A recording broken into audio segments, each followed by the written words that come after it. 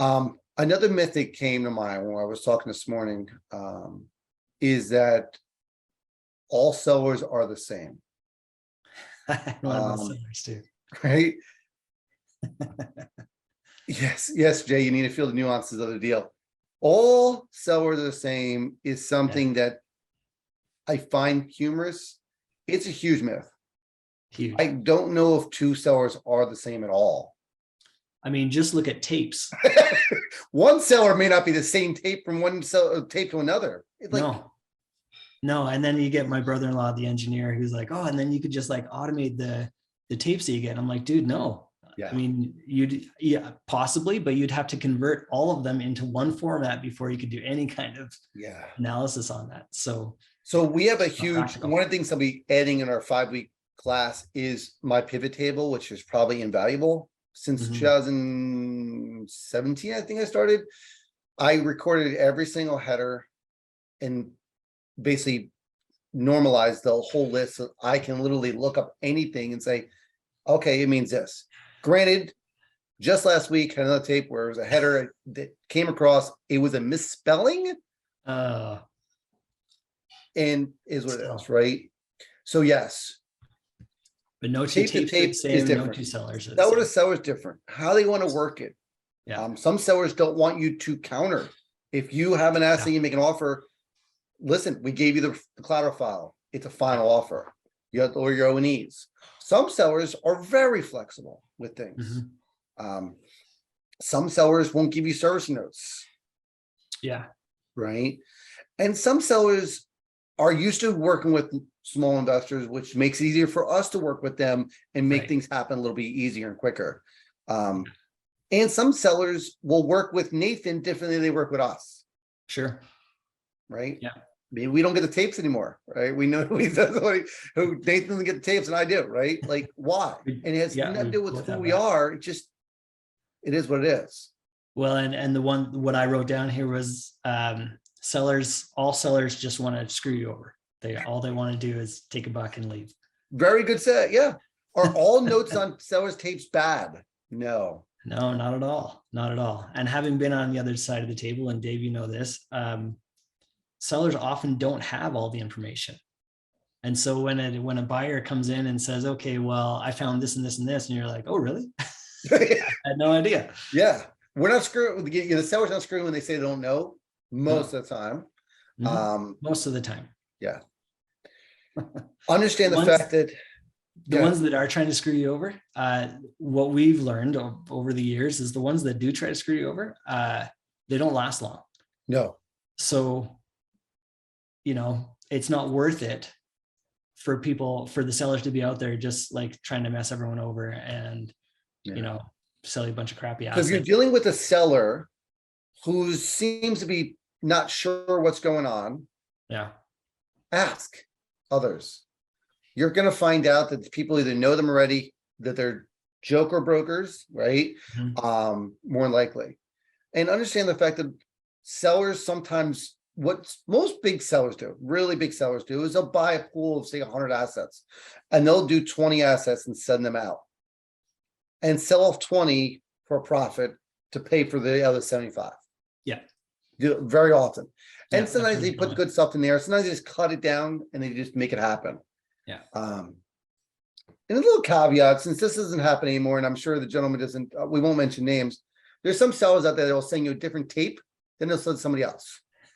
Right. For those who are part of our group that they know we're talking about, this is one of the reasons we started our little private group, that some sellers will send you a tape, send me a tape, and send someone else a tape, all different assets. Yeah. Yeah. And interesting. But anyway. Yeah. And they rotate them, right? So sellers try to do anything they can to get the high prices, right? As much as they can to pay off other things. Also, it could be a fact of a sunset where deals may be sunsetting or the fund sunsetting, or our IRR, we talked earlier, is projected on a 2-year. If we go 3 years, our IRR drops. Right. You have to sell 2 years to make that IRR work. Yeah. So we have to make it happen. Yeah. Yeah. And which is great. And I've definitely been the recipient of that, where a seller calls me up and says, hey, I've got these 2 loans. That's all that's left in the portfolio. I got to get rid of them. I can let them go for cheap. Absolutely. I'm your guy. It'd be a great Every deal. day, twice on Works. Sunday. Yeah. Yeah. So I'm really glad that we talked about a lot of this stuff. And if there's other myths or questions, feel free to let us know. I'm curious where people are with this stuff. Yeah. I think that there are a lot of myths out there, but there's also a lot of truths. Vet your sellers as you would an investor. Yes. And let's clear something up, right? One of the biggest things we say is vet your sellers, vet your everyone else. Some people don't know what that means, right? And I'll tell you what it means to me. Vetting my seller means I reach out to the people I trust and ask if they know who they are. Do you know this person? And if a bunch of people don't know who they are, doesn't mean they're bad yet. Just means the fact that they don't know them. Well, then I can dive in deeper. I look at the company. I look at their situation. Are they a large company, right? If they're a large company, then they're legit, right? If they're a small company, more likely they have no clue they're doing, right? You can look at the county records and see what's happened. Yeah. Right. If they're a small investor, most likely everyone has heard of them. They've probably done something to someone else.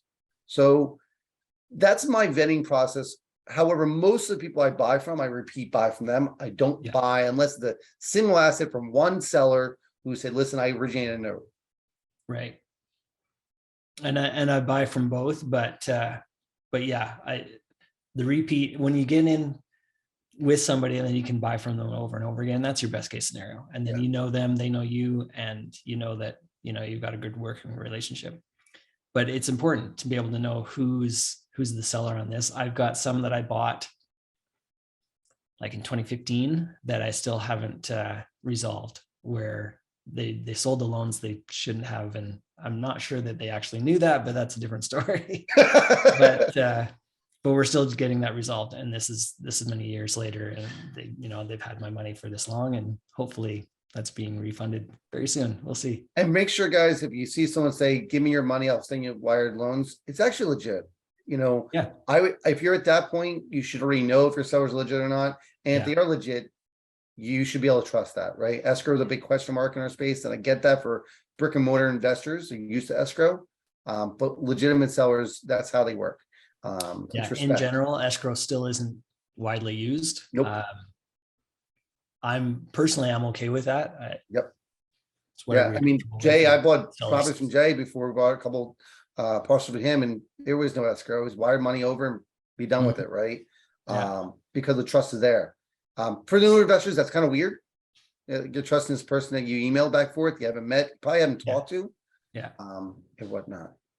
Well, guys, I hate to cut it off there. I would say that this is a really cool, fun topic, and I really hope that we can do this again. I'd love to get more myths and facts.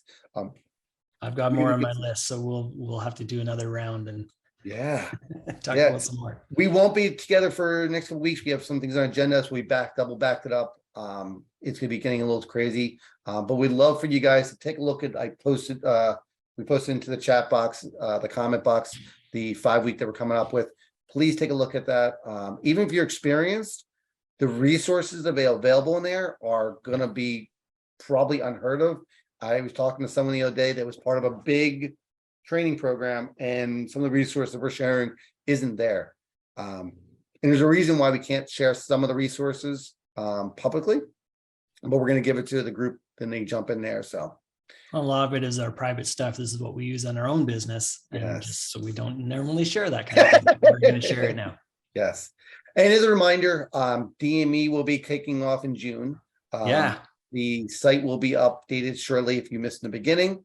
It's in process. Yes. Go and check it out. It's in Nashville next June. So if you're looking, I'll do it for Nathan. If you want to sponsor anything, please reach out to him. I'm not involved in the organization of this, but reach out to Nathan, set up some sponsorships if you're looking to do that, and he'll arrange for speaking points. So it's gonna be a lot of fun. We've got a lot of cool things, fun things planned. So there's a cool, and get there the night before. Make sure you get there the night before for axe throwing, which is gonna be fun. It'll be a lot of fun. We'll have more information as we go. But stay tuned. Well, guys, I appreciate you guys tuning in on this Friday afternoon. We'll be back probably at the end of October.